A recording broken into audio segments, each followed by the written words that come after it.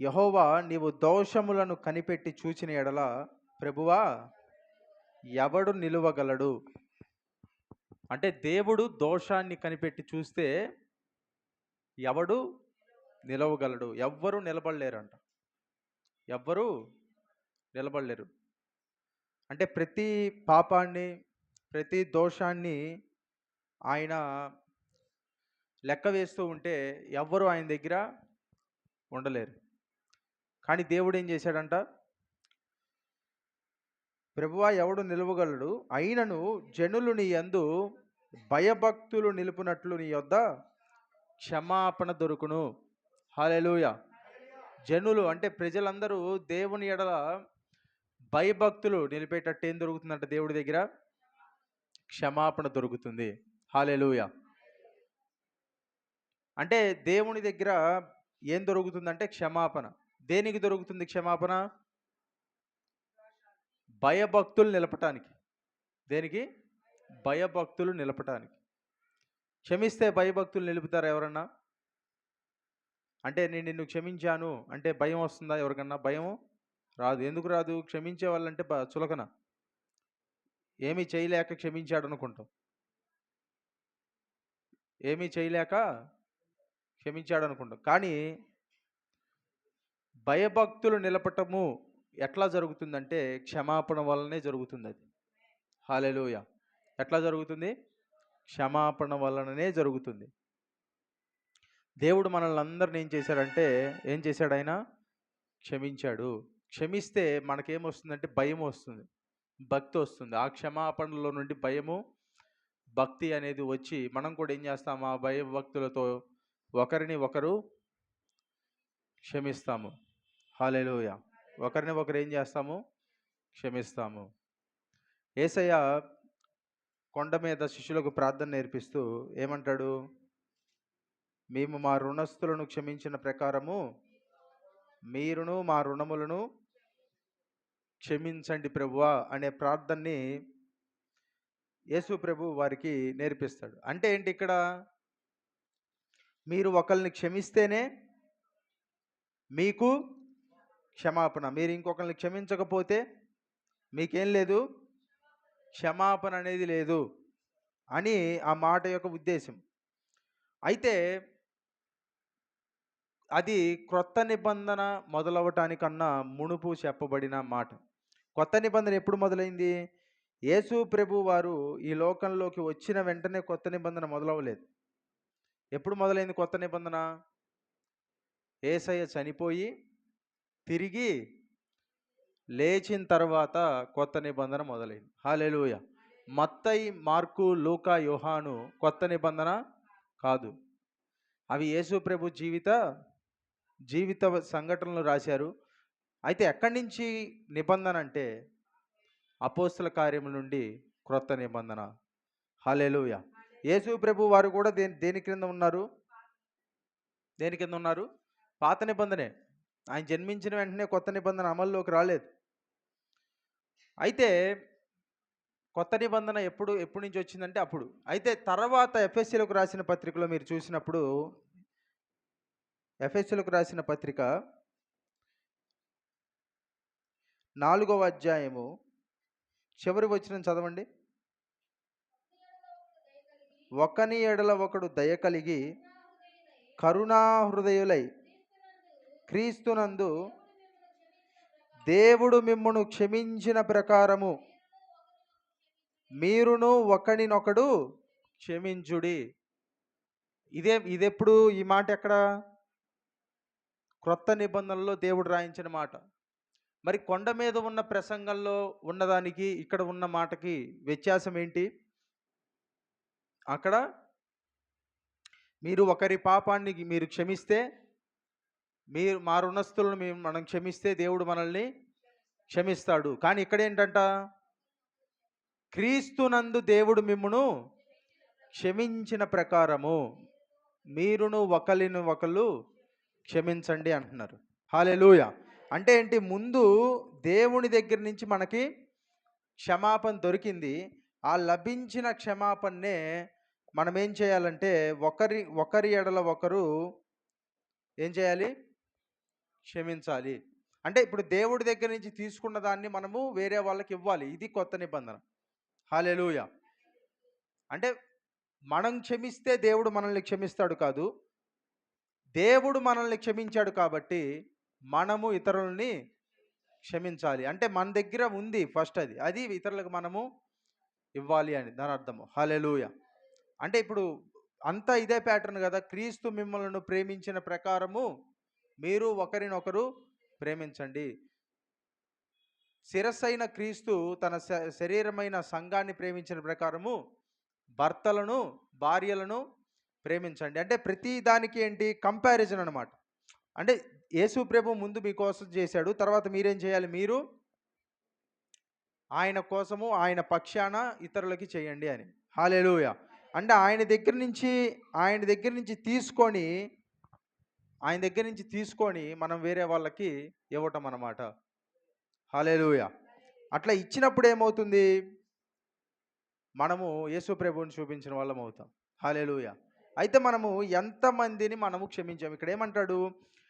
దేవుని యందు భయభక్తులు మనకి క్షమాపణే. అంటే మనం ఏమంటామంటే వాడు చేసిన దాన్ని నేను క్షమిస్తాను కానీ నేను ఎప్పటికీ మర్చిపోను అంటారు. కానీ దేవుడు ఏంటంట, హెబ్రీలకు రాసిన పత్రిక 10వ అధ్యాయము 17వ వచనంలో చదివితే ఒక మాట అంటారు. ఒకసారి చదవండి. హెబ్రీలకు రాసిన పత్రిక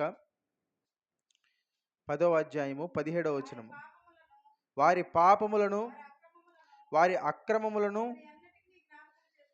ఇకను ఎన్నటికి జ్ఞాపకము చేసుకొనను అని ప్రభువు చెప్పుచున్నాడు. అంటే ఏంటి? పాపములను అక్రమములను ఇకను ఎన్నటికి జ్ఞాపకము చేసుకొనను అని ఎవరు చెప్తున్నారు? ప్రభువు చెబుతున్నాడు. అంటే మనం జ్ఞాపకం చేసుకుంటాం. మనం ఏమంటామంటే వాళ్ళు చేసిన తప్పుని నేను క్షమిస్తాను కానీ నేను ఎప్పటికీ దాన్ని మర్చిపోను, నేను ఖచ్చితంగా జ్ఞాపకం పెట్టుకుంటాను అంటాం. అది నిజంగా క్షమించడం కాదు. క్షమించడం అంటే మర్చిపోవాలి. అంటే నమ్మటం వేరు, క్షమించటం వేరు. ఒకసారి నమ్మిక కోల్పోయిన తర్వాత ఒక వ్యక్తిని మనం నమ్ముతామా నమ్మమా అనేది మన మీద ఆధారపడి ఉంటుంది. కానీ క్షమించటం మాత్రం ఖచ్చితంగా చేయాల్సిన పని. హల్లెలూయా. అంటే దేవుడు మనకి ఇచ్చిన దాన్ని మనము అందరికీ ఇవ్వాలి. హల్లెలూయా. మన దేవుని యందు మనం భయభక్తులు నిలిపేటట్లు మనకేమి ఇచ్చాడు? దేవుడు క్షమాపణ ఇచ్చాడు. ఎంతమందికి దేవుడు ఇచ్చిన క్షమాపణను బట్టి దేవుడు అంటే భయం ఉంది? దేవునికి స్తోత్రం చెప్తారా? హల్లెలూయా. ఆయన ఏమంటాడు? ఒకరోజు పరిసయ్యుడైన సీమోని ఇంటిలోనికి ఒక స్త్రీ వచ్చి ఏం చేస్తుంది? ఏం చేస్తుంది యేసు ప్రభువుకి? ఆమె యేసయ్య కాళ్ళు కడిగి తన కురులతో ఆయన పాదములను తుడిచి ఆయన పాదాలని ముద్దు పెట్టుకుండా మానలేదు అంటాడు. సీమోన్ ఏమనుకుంటాడు? ఈమె పాపాత్మురాలైన మనిషి అని ఈయనకు ప్రవక్త అయిన ఎలా తెలియను కదా అని మనసులో అనుకుంటాడు. అనుకున్నప్పుడు యేసు ప్రభు ఆయన వైపు తిరిగి ఏమంటాడంటే, నేను నీ ఇంటిలోనికి వచ్చినప్పుడు నీవు నాకు నీళ్ళు ఇవ్వలేదు, నీ ఇంటిలోనికి వచ్చినప్పుడు నీవు నాకు తుడుచుకోవటానికి ఏమీ ఇవ్వలేదు, కానీ ఏమి మాత్రం చేయాల్సినవన్నీ చేసింది అంటాడు. హల్లెలూయా. కాబట్టి ఎవరి పాపములైతే ఎక్కువగా క్షమించబడతాయో వాళ్ళే నన్ను ఎక్కువగా ప్రేమిస్తారు. హల్లెలూయా. ఇతను ఇంటికి ఎందుకు పిలిచాడు? ఇతను భోజనానికి పిలిచాడు. ఫేమస్ అంటే యేసు ప్రభు బాగా అప్పుడే అందరూ అద్భుతాలు చేస్తున్నాడు. ఆయన చెప్పే బోధలు అనేక మంది వింటున్నారు. ఆయన నా ఇంటికి వస్తే నేను కూడా ఫేమస్, అందరూ నా ఇంటి చుట్టూ ఉంటారు, బాగుంటుందన్న ఉద్దేశమే. అంతకు మించి ఏం లేదు. మారు మనసు, ఆయన ప్రేమించాలి, ఇదేమీ లేదు. ఈరోజు కూడా కొంతమంది వ్యక్తులను ఎందుకు పిలుస్తారు అంటే వాళ్ళ మీద ప్రేమతో పిలవరు, ఫేమస్ అయితేనే పిలుస్తారు. దేనికి పిలుస్తారు? ఫేమస్ అయితేనే పిలుస్తారు. ఆ వ్యక్తి నా దగ్గరికి వస్తే ఆ వ్యక్తికి ఉన్న పేరును బట్టి నా పేరు కూడా 10 మందికి తెలుస్తుంది అనే ఉద్దేశంతో ఇంకొక వ్యక్తిని పిలుస్తారే కానీ ప్రేమతో పిలిచేవాళ్ళు లేరా అంటే ఉన్నారు, కానీ చాలా తక్కువ మంది. అలాంటి ఉద్దేశాలు కలిగిన వ్యక్తులు ఉన్నారు. కానీ ఏమి మాత్రము ఏంటి? పేరు కాదు. ఆయన పరిసయ్యుడు అంటే ఏంటి? దేవుడి గురించి బాగా తెలిసినటువంటి వ్యక్తే. కానీ దేవుడి గురించి తెలిసినటువంటి వ్యక్తే కానీ దేవుని మనసు తెలియనటువంటి వ్యక్తి. దేవుడి గురించి తెలియటం వేరు, దేవుని మనసు తెలియటం వేరు. హల్లెలూయా. ఏమేం చేసిందంటే వచ్చి ఇలా పరిచర్య చేసినప్పుడు, ఇలా చేసినప్పుడు ఎవరి పాపములైతే ఎక్కువగా క్షమించబడతాయో వాళ్ళే నన్ను ఎక్కువగా ప్రేమిస్తారు. ఎక్కువగా విస్తారముగా ప్రేమించింది ఆమె. కాబట్టి ఏంటి, ఆమె విస్తారమైన పాపములు క్షమించబడ్డాయి. విస్తారంగా ప్రేమిస్తే విస్తారమైన పాపాలు క్షమించబడ్డాయి. విస్తారంగా క్షమించబడింది కాబట్టి విస్తారంగా ప్రేమిస్తుంది. హల్లెలూయా. అంటే రెసిప్రోకల్ అనమాట. ఆయన ఆయన మనం ప్రేమించాము కాబట్టి క్షమించాడు, క్షమించాడు కాబట్టి ప్రేమిస్తున్నాం. హల్లెలూయా. వాస్తవానికి చెప్పాలంటే మనం ప్రేమించనప్పుడే ఆయన క్షమించాడు. మనం ప్రేమించామని క్షమించాడు ఆయన మనల్ని? లేదు. మనం ప్రేమించక మునుపు ఆయన ఎప్పుడు చనిపోయాడంట? రోమిలకు రాసిన పత్రిక 5వ అధ్యాయంలో ఏమంటాడు? మనం ఇంకనూ పాపులమై ఉండగానే ఆయన మన కొరకు, క్రీస్తు మన పక్షమున యుక్త కాలమున ఏమయ్యాడు ఆయన? భక్తిహీనుల కొరకు యుక్త కాలమున చనిపోయాడు ఆయన. అంటే మనం ప్రేమించలా, మనం అడగలా. ఎవరైనా అడిగారు యేసు ప్రభువా నువ్వు నా కొరకు వచ్చి మరణించని? వీళ్ళెవరిని అడిగారా? ఎవరు అడగలా. యేసు ప్రభు మీ పాపాల కొరకు మరణించే సమయానికి మీరు ఎవరైనా జన్మించారా అప్పటికి? ఎవరు ఎవరు జన్మించారా? ఎవరు జన్మించలా. ఎన్ని సంవత్సరాలైంది? 2000 సంవత్సరాలైంది కదా. అప్పటికి ఎవరూ లేరు. కానీ ఆయన ఏం చేశాడు మనందరి కోసము? మనం అడక్క మునిపే మన పాపాల కొరకు చనిపోయి మనల్ని క్షమించాడు ఆయన. ఆ క్షమాపణ మనం పొందుకుంటున్నాం, రిసీవ్ చేసుకుంటున్నాం అంతే. హల్లెలూయా. ఆ పొందుకుంటున్న క్షమాపణ ఏదైతే ఉందో దాన్ని మనం ఏం చేయాలంటే మన జీవితంలో మనము అది మనతోనే దాన్ని అట్టి పెట్టుకోకుండా అనేక మందికి మనం ఏం చేయాలంటే మనము ఆ క్షమాపణని మనము ఇవ్వాలి, ఆ క్షమాపణని మనము అందించాలి అనే విషయము మనకి ఇక్కడ అర్థమవుతుంది. హల్లెలూయా. అయితే యేసయ్య ఒక ఉపమానం చెబుతారు. ఏంటా ఉపమానం అంటే మత్తయి సువార్త 18వ అధ్యాయము 21వ వచనంలో చదివితే, ఆ సమయమున పేతురు ఆయన యొద్దకు వచ్చి ప్రభువా, చూడండి ఇక్కడ పేతురు అడుగుతాడు. బాగా ఇక్కడ ఒక క్వశ్చన్ అడుగుతున్నాడు. ఏంటంట? నా సహోదరుడు నా ఎడల తప్పిదము చేసిన ఎడల నేను ఎన్ని మారులు అతన్ని క్షమింపవలను? 7 మార్లు మటుక అని అడిగాను. అందుకు యేసు అతనితో ఇట్లా 7 మారుల మటుకే కాదు 70 ఏళ్ల మారుల మటుకని నీతో చెప్పుచున్నాను. అంటే ఒక మనిషికే ఇంకొక మనిషిని 70 ఏళ్ల మారులు మటుకు క్షమించమని చెప్పిన దేవుడు, ఇంకా దేవుడే మనిషిని ఇంకెన్నిసార్లు క్షమిస్తాడు చెప్పండి? హల్లెలూయా. అందుకే పాపం మొత్తం ఏం చేశాడు? ఒకేసారి యేసు ప్రభు మీద పెట్టి పాపాలనంతటినీ ఆయన క్షమించాడు. హల్లెలూయా. అంత గొప్ప దేవుడు ఆయన. అయితే ఇట్లా చెప్పినప్పుడు, కావున పరలోక రాజ్యము తన దాసుని యొద్ద లెక్క చూచుకొన కోరిన ఒక రాజును పోలి ఉన్నది. అతడు లెక్క చూచుకొన మొదలుపెట్టినప్పుడు అతనికి 10,000 తలాంతులు అచ్చి ఉన్న ఒకడు అతని యొద్దకు తేబడెను. అప్పు తీర్చుటకు వాని యొద్ద ఏమీ లేనందున వాని యజమానుడు వానిని, వాని భార్యను, పిల్లలను, వానికి కలిగినది యావత్తును అమ్మి అప్పు తీర్చవలనని ఆజ్ఞాపించెను. కాబట్టి ఆ దాసుడు అతని ఎదుట సాగిలపడి మ్రొక్కి, నా ఎడల ఓర్చుకొనుము, నీకు అంతయు చెల్లింతునని చెప్పగా, ఆ దాసుని యజమానుడు కనికరపడి వానిని విడిచిపెట్టి వాని అప్పు క్షమించెను. ఏమైందంటే ఇక్కడ ఒక దాసుడు ఉన్నాడు, అలాగే ఒక యజమానుడు ఉన్నాడు. అయితే ఆ దాసుని యొద్ద లెక్క చూచుకొన కోరిన ఒక రాజు ఉన్నాడు. ఆ లెక్క చూడటం మొదలుపెట్టినప్పుడు ఏమైందంట? దాసుడు యజమానుడికి ఎంత అచ్చి ఉన్నాడు? 10,000 తలాంతులు అచ్చి ఉన్న ఒకడు అతని యొద్దకు తేబడెను. అంటే 10,000 తలాంతులు. 10,000 తలాంతులు అంటే దాని అర్థం ఏంటి? అక్కడ ఫుట్ నోట్లో ఇచ్చాడు కదా. ఒక తలాంతు ఎంతంట?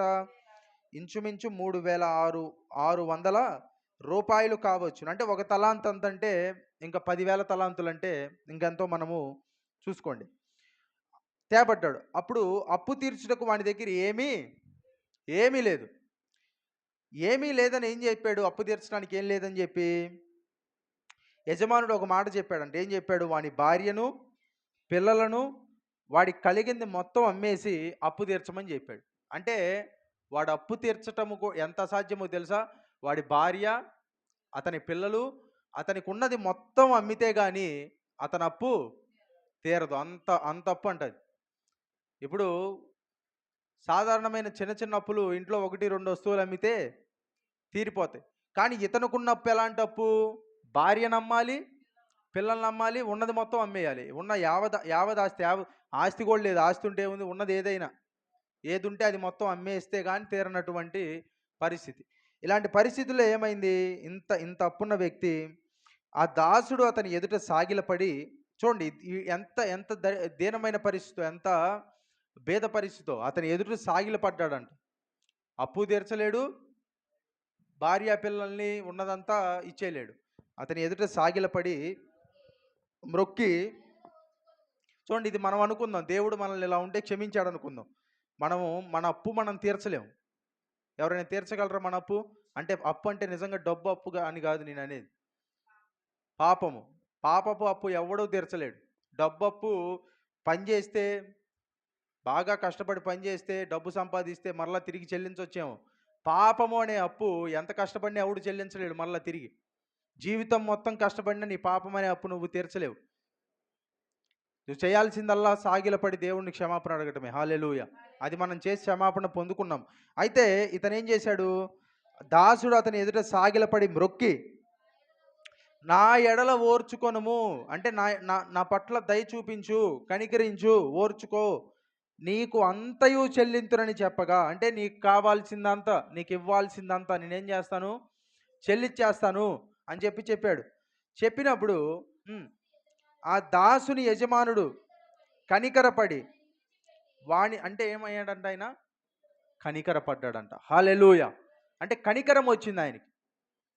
యజమానుడికి ఏమొచ్చింది? కనికరం వచ్చి ఏం చేశాడంట? విడిచిపెట్టేసి వాని అప్పు క్షమించెను. అంటే క్షమించేశాడు. ఏం చేశాడంట? అంటే ఒక్క తలాంతు 3600 రూపాయలు. అంటే ఇక్కడ ఎన్ని తలాంతులు అన్నాడు? 10,000 తలాంతులు. ఎన్ని తలాంతులు? 10,000 తలాంతులు. అంటే 3600 రూపాయలు ఎంత ఎక్కువ చూడండి. ఇంకా ఇప్పుడు మనకు ఒకడు 30 రూపాయలు ఇవ్వాలంటేనే వాడిని సతాయిస్తారు కదా. 3600 ఒక తలాంతు, అది కూడా 10,000 తలాంతులు. అది ఎంత ఉంటుంది? ఇక వదులుతారా? అంత సులభమా అట్లా వదలటం? అతన్ని వదలగలరా? వదలలేరు కదా. పొద్దున్న నిద్ర లేచిన దగ్గర నుంచి సాయంత్రం పడుకుండేదాకా ఆడింటి ముందే పోతారు కదా. వాళ్ళకి అదో భయం, ఎప్పుడు వస్తాడరా బాబు ఈడు అప్పు కోసం. పిల్లల్ని పంపించి, లేకపోతే భార్యని పంపించి ఇంట్లో లేడు అని చెప్పమంటారు. ఇంట్లో జరిగింది కదా, అవన్నీ చూస్తూనే ఉంటారు కదా. వీళ్ళు ఇంకా తెలివైన వాళ్ళు, వీళ్ళు ఏం చెప్తారు? ఇంట్లో లేడు అని చెప్పమన్నారని చెప్తారు. ఏం చెప్తారు? ఇంట్లో లేడు అని మా నాన్న చెప్పమన్నాడని చెప్తారంట. అంటే ఏంటి? అప్పు ఉంటే అంత బాధ. అది అప్పు తీర్చాలన్నా, అప్పు తీర్చేవాడికి బాధే, తీసుకునేవాడికి, అప్పు అడగాలన్నోడికి కూడా బాధే. వాడికి మనం అనుకుంటాం అప్పు చేసినోడికి బాధేమో, అప్పు ఇచ్చినోడికి కూడా బాధే. వాడికి మానసికమైన ప్రెజరే, ఈడిస్తాడో ఇవ్వడో. ఎప్పుడు చూడండి, అప్పు చేసినోడు ఇంట్లో దర్జాకి తిని పడుకుంటే వాడి ఇంటి చుట్టూ తిరిగేది ఎవడు? అప్పు ఇచ్చినోడే. తిరగాలి కదా మరి. ఈయనకి ఇంకా బాధ తిరగటం, అంతా సమస్య. అంటే చిన్న చిన్న అప్పులకే అట్లా ఉంటే, ఒక తలాంతు 3600 రూపాయలు, 10,000 తలాంతులు అప్పున్నాడు. ఇతను ఇంకెంత బాధపడాలి. అయినా ఏం చేశాడంట వాడు? ఓర్చుకొనమని అడిగిన తర్వాత క్షమించి విడిచిపెట్టెను. ఏం చేశాడంట? మాట చదవండి. వాణిని విడిచిపెట్టి వాని అప్పు క్షమించెను. విడిచిపెట్టేశాడంట. హల్లెలూయా. అంటే మనం ఇలాంటి పరిస్థితుల్లో ఉంటే దేవుడు కూడా మనల్ని ఏం చేశాడు? విడిచిపెట్టాడు. ఇప్పుడు మనకేం కావాలా? ఇంత అప్పు క్షమించిన వ్యక్తిని మనం ఏం చేయాలా? ఏం చేయాలి చెప్పండి? అతని పట్ల కృతజ్ఞత కలిగి ఉండాలా లేదా? కృతజ్ఞత కలిగి ఉండాలి లేదా? ధన్యవాదాలు చెప్పాలా లేదా? అతను చేసిన దానికి జీవితం మొత్తం రుణపడి ఉండాలి. రుణపడి ఉండమంటే దాని అర్థం ఏంటి? అతనికి కృతజ్ఞతగా జీవించాలి. మనం జీవించి మనం ఏం చేయాలి? అతడు అంత క్షమాపణ మనకి ఇచ్చాడు కదా, మనం ఏం చేయాలి? మన జీవితంలో కూడా ఎవడైనా చిన్న చిన్న అప్పులు మనకుంటే ఏం చేయాలి? అప్పులంటే ఈ నిజం అప్పులని కాదు, ఎవడైనా మన పక్షాన్ని ఏమైనా చేసినా ఏం చేయాలి? చిన్న చిన్న వాటికి క్షమించాలి. అయితే ఇక్కడ ఏమవుతుంది చూడండి. వాడిని విడిచిపెట్టి వాని అప్పు క్షమించెను. అయితే ఆ దాసుడు బయటకు వెళ్ళి తనకు 100 దేనారములు అచ్చి ఉన్న తన తోటి చూడండి, ఇక్కడ దేనారములు అన్నాడు కదా, దేనారములకి ఫుట్ నోట్లు ఏమి ఇచ్చాడు చూడండి, ₹1/2. అంటే 100 దేనారాలు అంటే ఎన్ని రూపాయలు? 50 రూపాయలు. ఓకే, 50 రూపాయలు ఇంకొకటి వీడికి అప్పు ఉన్నాడంట, బీభత్సమైన అప్పు ఇది. మరి ఇతనున్న అప్పు కంటే ఇతనున్నది మరి గొప్ప అప్పు. మరి ఇతను ఏం చేస్తున్నాడు చూడండి, అచ్చి ఉన్న తన తోడి దాసులలో ఒకరిని చూచి వాని గొంతు, అంటే ఏంటంటే గొంతు పట్టుకున్నాడంట అండి. ఏం చేశాడు? గొంతు అంటే ఏంటి? వీడు 10,000 తలాంతులు అప్పు చెల్లించలేకపోవటానికి కారణం వీడు 50 రూపాయలు ఇవ్వలేకపోవటం అని వీడి ఉద్దేశం. అంటే ఇతను 50 రూపాయలు ఇస్తే నా 10,000 తలాంతులు చెల్లిస్తానేమో అని అనుకున్నాడేమో. ఇతను ఏం చేశాడంట, లోపలేమో 3,600 ఒక తలాంతు. సరే, ఎన్నో లక్షల అప్పు ఏం చేశాడు? అప్పుడే కాళ్ళ మీద పడి క్షమాపణ వేడుకొని విడిచిపెట్టానని చెప్పిన తర్వాత బయటకు వచ్చి కృతజ్ఞత కలిగి ఉండక బయటకు వచ్చి ఏం చేశాడంట, వెంటనే తోడి దాసు దగ్గరికి వెళ్ళి 50 రూపాయలు అప్పున్నోడి దగ్గరికి వెళ్ళి గొంతు పట్టుకున్నాడంట. ఏం చేశాడు? గొంతు పట్టుకొని ఏమంటున్నాడు చూడండి, నీవు అచ్చి ఉన్నది చెల్లింపమనెను. అందుకు వాని తోడు దాసుడు, ఇక్కడ కూడా సేమ్, ఇందాక అతను ఏం చేశాడు? సాగిల పడ్డాడు కదా, ఇప్పుడు ఇతను చూడు, అతని తోడి దాసుడు సాగిలపడి ఇతను కూడా నా ఎడలు ఓర్చుకో, 50 రూపాయలే, 100 దేనారాలు ఓర్చుకో, నీకు చెల్లించదనని వానిని వేడుకొనిను గాని వాడు ఒప్పుకొనక,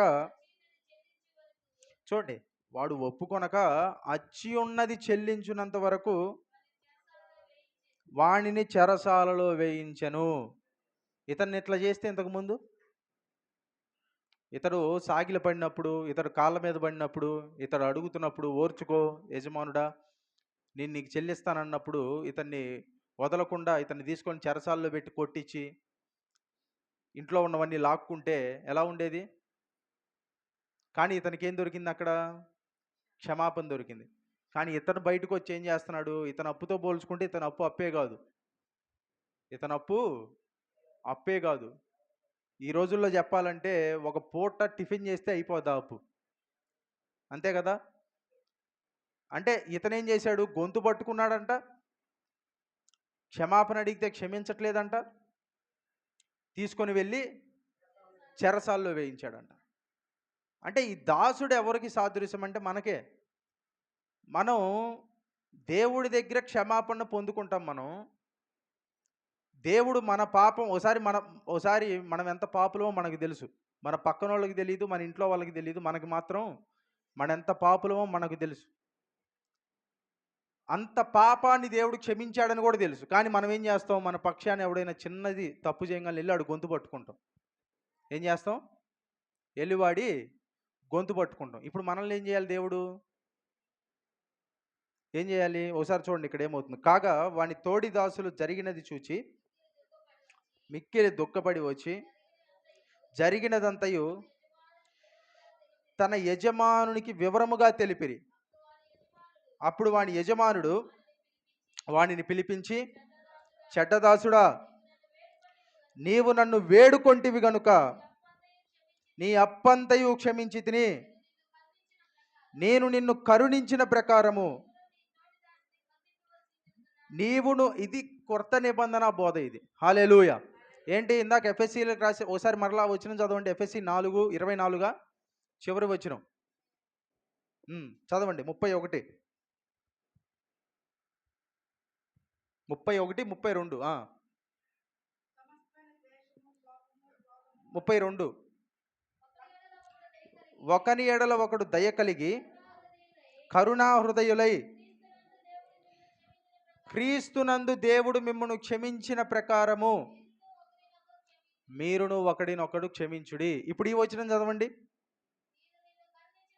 నేను 33వ వచనం కదా, నేను నిన్ను కరుణించిన ప్రకారము నీవును నీ తోడి దాసుని కరుణింపవలసి ఉండెను కదా. దేవుడు మిమ్మల్ని అందరినీ కరుణించాడా లేదా? దేవునికి స్తోత్రం చెప్పండి.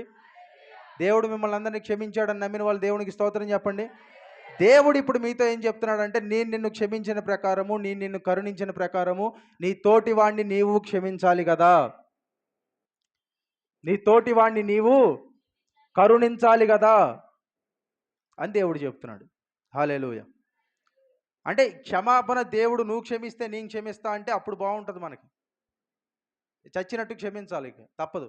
కానీ దేవుడు ఏమంటాడు, ఆయన కరుణా హృదయుడై ఉండి ముందే మనల్ని అంతటిని క్షమించేసి ప్రేమతో తన ప్రేమచే క్షమించి ఇప్పుడు ఏం చెప్తున్నాడు, నేను నిన్ను క్షమించిన దానికంటే నువ్వు వేరే వాడిని క్షమించడం పెద్ద విషయమేం కాదు. నువ్వు నా దగ్గర ఉన్న అప్పు కంటే వేరే వాడిని నీ దగ్గర ఉన్న అప్పు అది అసలు అప్పే కాదు. నువ్వు నాకున్న అప్పు లక్షల్లో, అది తీర్చలేవు. పాపపు అప్పు అయితే అసలు ఎవడు తీర్చలేడు. ఇతరులు నీకుండే అప్పు చాలా చిన్నది. ఏంటి? చాలా చిన్నది. కానీ ఇతను ఏం చేశాడు, వెళ్ళి అతను గొంతు పట్టుకున్నాడు. ఈరోజు మనలో కూడా ఎంతమంది దేవుడు మనల్ని క్షమించిన మన సహోదరులకు గొంతు పట్టుకుంటున్నారు? ఎంతమంది ఇతరుల మీద కక్షని పెంచుకుంటున్నారు? అది పైకి కనపడదు. పైకి కనపడదా కక్ష? కక్ష ఎవడైనా పైకి చూపిస్తే కనపడదు. లోపల కుళ్ళు ఉంటుంది కదా. కుళ్ళు అంటే ఏంటి? కుళ్ళుంటే అది లోపలే కుళ్ళిపోయిద్దంట. ఆ కుళ్ళున్న వాళ్ళకి కుళ్ళిపోతే ఎలా ఉంటుంది? కుళ్ళిపోతే వాసన వస్తుంది కదా, అట్లా కుళ్ళిపోయిద్ది. కుళ్ళున్న వాళ్ళకి కూడా లోపల అట్లా కుళ్ళిపోతూ ఉంటుంది. పైకి మాత్రం బాగా బలగరిస్తారు, లోపల మాత్రం క్షమించలేరు. కక్ష. బాగున్నావా అంటే చాలా బాగున్నానని పైకి చెబుతారు, లోపల మాత్రం నిన్ను కలవక ముందు దాకా బాగానే ఉన్నా అనుకుంటారు. ఏమనుకుంటారు? ఇప్పటిదాకా బాగానే ఉన్నా, నిన్ను కలిశాక ఇప్పుడు ఏమైందో తెలియదు అనుకుంటారు లోపల. పైకి మాత్రం బాగున్నా అని చెప్పి నవ్వుతూ బాగా మాట్లాడతారు. అంటే క్షమించలేరు అన్నమాట. ఏముంటాయి? ఇవన్నీ ఉంటాయి. ఎఫెసీయులకు రాసిన పత్రికలో, అలాగే గలతీయులకు రాసిన పత్రికలో ఒక మాట అంటారు, చూస్తారా?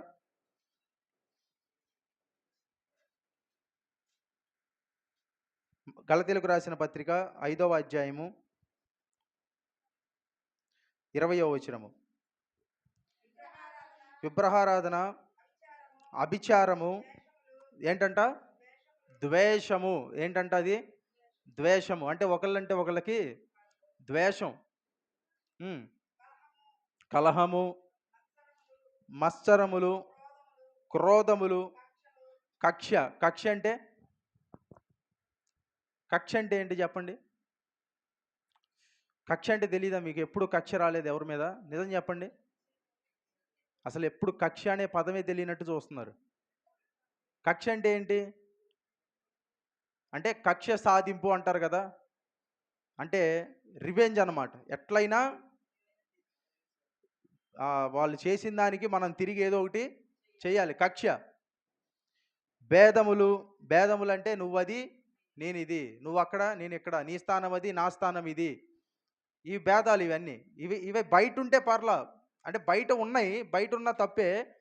కానీ ఇవి అసలు ఎక్కడ ఉండకూడదు. ఇవన్నీ చర్చిలో ఉండకూడదు. ఇవన్నీ ఏవి? భేదాలు. కానీ ఇవన్నీ ఎక్కడికి వచ్చేసినాయంట? చర్చిలోకి కూడా వచ్చేసినాయి భేదాలు. అంటే నువ్వు ఇది నేను ఇది. సంఘాలు కూడా కొన్ని సంఘాలు ఉన్నాయంటే ఎట్లుంటాయి? ఇది ఇది ఈ కులస్తుల సంఘము. ఏ కులము? ఈ కులమే. ఇంకా వేరే కులం ఈ సంఘంలోకి రాకూడదు. ఇది మాది, ఇది వాళ్ళది. అంటే నాది నీది అంటేనే భేదం.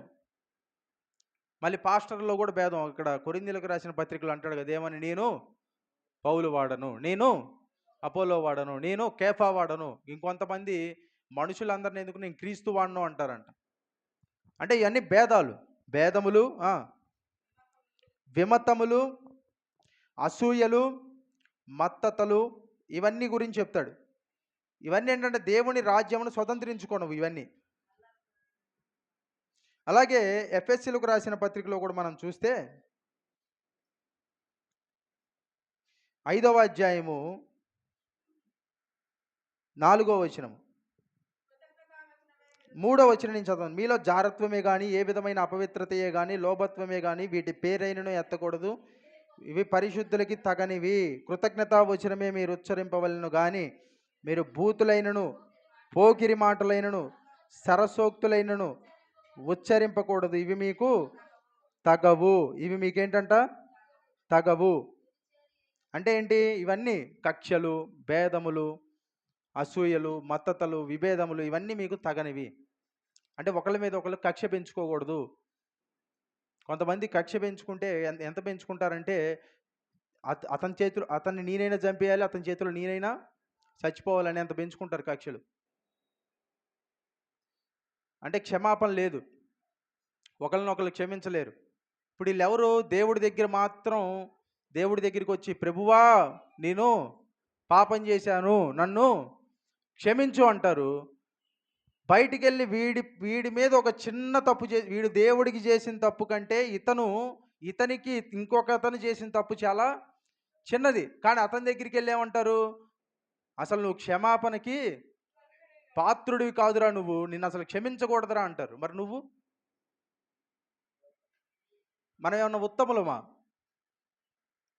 అంటే మనుషులందరినీ మనము తోలనాడతాము, కానీ మనం మాత్రము గొప్పవారిగా మనము ఎంచుకుంటాం. కాబట్టి దేవుడు ఏం చెప్తున్నాడంటే, ఆ దాసుడు 10,000 తలాంతులు అచ్చి ఉన్నాడు, కానీ దేవుడు ఏం చేశాడంట? అతడు అడిగినప్పుడు కనికరపడి క్షమించాడు. అలాగే ఏనేం చెప్తాడు? నువ్వు కూడా క్షమించు అని చెబుతాడు. హల్లెలూయా. నువ్వు కూడా ఏం చేయాలంట? క్షమించాలి. అంటే క్షమిస్తే ఏమవుతుందంటే అది వారికి మాత్రమే ప్రయోజనం కాదు, ముందు మనకు కూడా ప్రయోజనమే. క్షమించకపోతే ఏమవుతుంది తెలుసా? ఎవరైతే క్షమించరో వాళ్ళు ఏం చేస్తారో తెలుసా?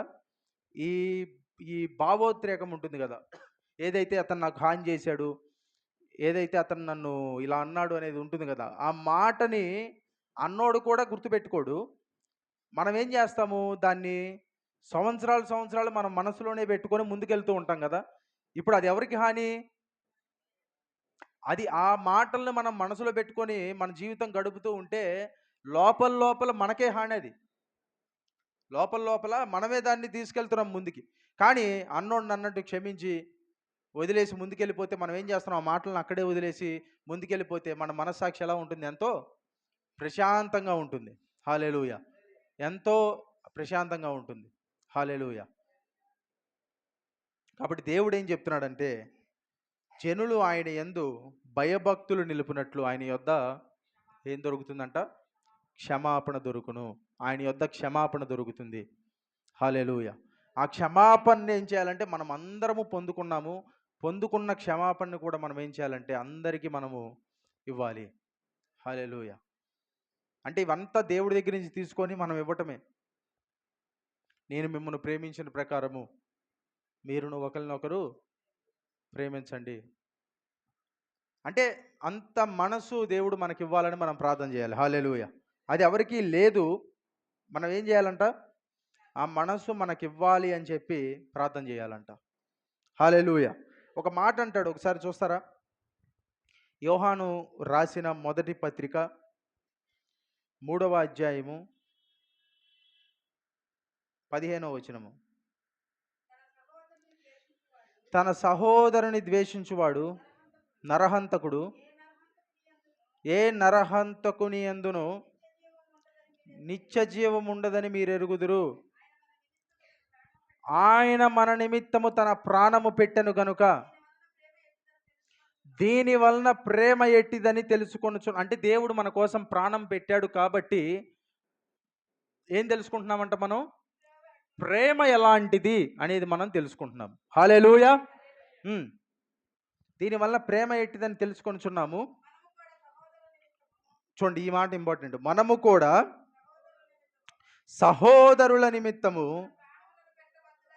మన ప్రాణములను పెట్టబద్దులై ఉన్నాము. ఏంటంట? ప్రాణం పెడతారు ఎవరన్నా సహోదరుల కోసం? అసలు అది సాధ్యమేనా? అంటే ప్రాణం పెట్టడం కుదిరే పనేనా అసలు? ఎవరైనా ధైర్యంగా చెప్పగలరా నీ కోసం నేను చచ్చిపోతా అని? ఎవరైనా చెప్పగలరా? ఎవరూ చెప్పలేరు. కొంతమంది చెప్తారు, ఏమని? నీకోసం నేను చచ్చిపోతా అని. ఎవరు చెబుతారు? ప్రేమలో ఉన్నోళ్ళు చెప్పుకుంటారు అన్నమాట. సహోదరులు కాదు. ఎవరు?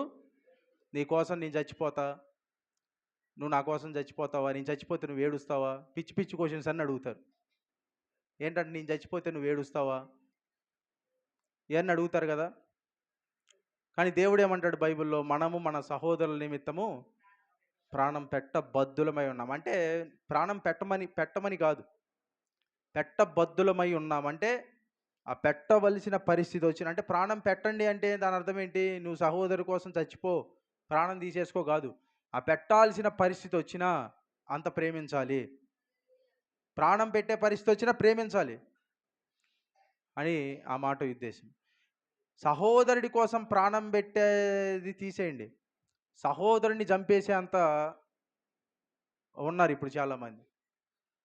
అంటే అంత అంత కోపం, ఒకరి మీద ఒకరికి కక్ష అట్లా ఉంది. కాబట్టి దేవుడు ఏం చెప్తున్నాడంటే, దేవుడు ముందు మనల్ని క్షమించాడు, మనం కూడా ఒకరినొకళ్ళు క్షమించాలి.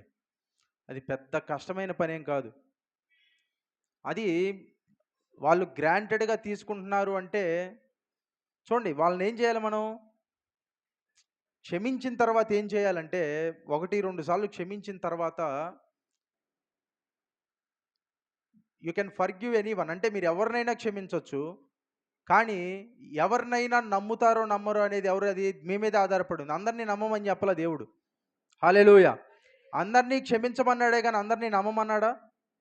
నమ్మమల్లా. క్షమించండి, కానీ ఈసారి మాత్రం అతన్ని మరలా ఇంతకుముందు నమ్మినట్టు నమ్మొద్దు. క్షమాపణ అనేది క్షమించండి, కానీ నమ్మకం మాత్రం దేవుడి మీదే పెట్టుకోండి. హల్లెలూయా. మీరు ఒకప్పుడు ఒక వ్యక్తిని బాగా నమ్మి ఆ వ్యక్తి చేతిలో మోసపోయారనుకో, ఏం చేయాలి? ఆ వ్యక్తిని క్షమించండి, కానీ ఇదివరకు నమ్మారు కదా, అలా మాత్రం మరలా మీరు నమ్మవలసిన అవసరం లేదు. హల్లెలూయా. మిమ్మల్ని మోసం చేసిన వాళ్ళని నమ్మవద్దు, మిమ్మల్ని నమ్మిన వాళ్ళని మోసం చేయవద్దు. హల్లెలూయా. కాబట్టి ఏంటి? క్షమించడం అనేది దేవుడు మన చేతిలో పెట్టాడు, కానీ నమ్మటం అనేది అది మన మీద ఆధారపడి ఉంటుంది. ఒకళ్ళు పదే పదే వచ్చి మనం పదే పదే నమ్మి పదే పదే మనం మోసపోతున్నామంటే దాని అర్థం ఏంటి? మన దగ్గర జ్ఞానం లేదని.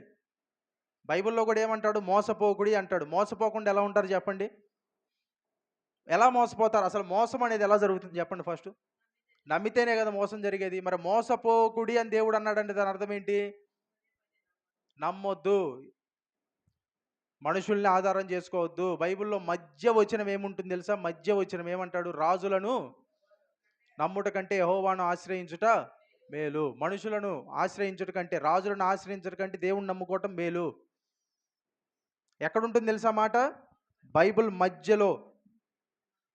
అంటే మధ్య సందేశంగా దేవుడు ఏం చెప్తున్నాడు? మనుషుల్ని నమ్మొద్దు, రాజు అయిన దేవుణ్ణి నమ్మండి, అంటే యేసు ప్రభువుని నమ్మండి అని చెబుతున్నాడు. హల్లెలూయా. కాబట్టి మనము దేవుని యందు భయభక్తులు నిలిపినట్లు మనకి దేవుని యొద్ద ఏం దొరుకుతుందంట? క్షమాపణ దొరుకును. ఆ క్షమాపణని మనం ఏం చేయాలి? తీసుకున్నది ఇవ్వటం అంతే. అంటే మన దగ్గర ఏదో ఉత్పత్తి చేసి ఇవ్వటం కాదు, అది దేవుడి దగ్గర నుంచి తీసుకుందే ఇంకొకరికి ఇవ్వటం కొద్దిగా. హల్లెలూయా. ఇప్పుడు ఏదైనా ఒకటి మనం సృష్టించి ఇవ్వటం కష్టం, తీసుకున్నది ఇవ్వటం కష్టం కాదు. ఇప్పుడు డబ్బులు మనం అందరం వాడుకుంటున్నాం, ఎక్కడి నుంచి తీస్తున్నారు డబ్బులు? ఇవన్నీ బ్యాంకీలో డబ్బులు పడ్డాయి అనుకోండి, ఎక్కడి నుంచి తీస్తారు డబ్బులు? ఏటీఎంలో నుంచి తీస్తారు కదా డబ్బులు. అంటే అందులో ఉంటేనే మనం తీసుకుంటాం, వాడుకుంటాం. అంటే రొటేషన్ అన్నమాట ఇది. ఇక్కడ ఎవరన్నా డబ్బులు వాడేవాళ్ళు డబ్బులు ప్రింటింగ్ వేసి డబ్బులు వాడుకుంటున్నారా? మీ ఇంట్లో డబ్బులు ప్రింటింగ్ వేసే మిషన్ ఏదైనా ఉందా? ఉందా? ఉంటే ఏం చేస్తారు? ఇంక అదే పనిలో ఉంటారు, చర్చికి కూడా రారుగా. ఇంక ఇంట్లో కూర్చొని ఇంక ప్రింటింగ్ వేసుకోవటం 24 గంటలు. అందుకే మన దగ్గర లేదు అది. అంటే ఏంటి? ఉన్నది అందుబాటులో ఉన్నది సర్క్యులేట్ అవుతుంది, మనీ ఏమవుతుంది? సర్క్యులేట్ అవుతుంది. మన దగ్గరికి వచ్చిన దాన్నే మనం ఖర్చు పెడతాం, అది మన సంపాదనే. కానీ అదేంటి? మనం సృష్టించింది కాదు అది. క్షమాపణ, దేవుడిచ్చే ప్రేమ ఇవన్నీ ఎలాంటివి? మనం సృష్టించినవి కాదు. ప్రేమ అంటే ప్రేమ ఆర్టిఫిషియల్‌గా సృష్టించొచ్చు. అంటే ఫేక్ చేయొచ్చు ప్రేమను గూడా. ఎట్లాగా మొహం మీద నవ్వు పెట్టుకొని అందరిని పలకరించినట్టు పలకరించుకుంటూ ఇట్లా చేయొచ్చు. ఫేక్ చేయొచ్చు. కానీ అది నిజమైంది కాదు. ప్రేమ ఎట్లాంటిది? ముందు దేవుడి దగ్గర నుంచి తీసుకున్నాం. తర్వాత ప్రజలకి ఇస్తున్నాం. హల్లెలూయా! ఎవరు బాగా క్షమించగలరంటే దేవుడి క్షమాపణ గురించి బాగా అర్థం చేసుకున్నోళ్ళే. ఎవరు బాగా ప్రేమించగలరంటే దేవుడు నన్ను ప్రేమించాడని తెలిసినోళ్ళే. హల్లెలూయా! కాబట్టి ముందు ఆయన దగ్గర నుంచి క్షమాపణ, ఆయన దగ్గర నుంచి ప్రేమను తీసుకోవాలి. అదే మనం అందరికీ పంచాలి. హల్లెలూయా! కాబట్టి